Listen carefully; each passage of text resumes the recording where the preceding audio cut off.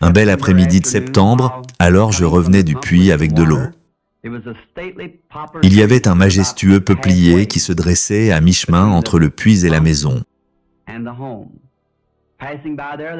En passant devant, un tourbillon de vent s'éleva dans l'arbre, ce que nous appelons ici une tornade.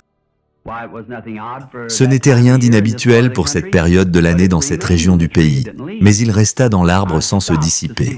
Je me suis arrêté pour voir ce que c'était, et une voix s'est adressée à moi depuis l'arbre disant « Ne fume jamais, ne bois jamais, ne souille jamais ton corps de quelque manière que ce soit, car il y aura un travail pour toi lorsque tu seras plus âgé. »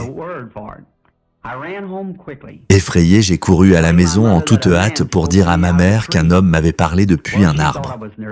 Elle a pensé que j'étais nerveux et m'a mis au lit. Mais dès lors, des visions ont commencé à venir. Lorsque cela se produisait, cela entraînait une vision, me permettant de dire aux gens ce qui n'allait pas chez eux, ce qu'ils devaient de faire dans leur vie et les péchés qu'ils cachaient. À l'âge de 37 ans, une nuit, alors que je priais dans ma chambre, j'ai levé les yeux et j'ai remarqué une lumière sur le sol. En regardant autour de moi pour voir d'où elle venait, j'ai vu qu'elle venait d'en haut. Une colonne de feu flottait juste au-dessus, projetant de la lumière sur le sol.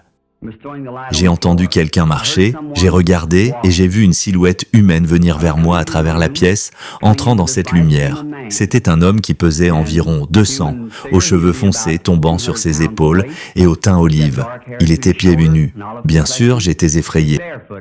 Il m'a dit « N'aie pas peur ». Dès que j'ai entendu cette voix, j'ai su que c'était la même voix qui m'avait toujours parlé. Mais c'était la première fois que je la voyais sous une forme humaine. Il a dit « Je suis envoyé de la présence de Dieu pour te dire que tu dois prier pour les malades. De grands signes et merveilles accompagneront ton ministère et tu prieras pour des rois et des monarques. » Je lui ai répondu que j'étais un homme pauvre, sans éducation, et que je ne serais pas capable de faire ce travail. Il m'a dit « Tout comme Moïse a reçu 2 signes pour confirmer son ministère, toi aussi tu recevras 2 signes. L'un sera la prière pour les malades et les miracles, et l'autre sera la révélation des secrets des cœurs des gens. »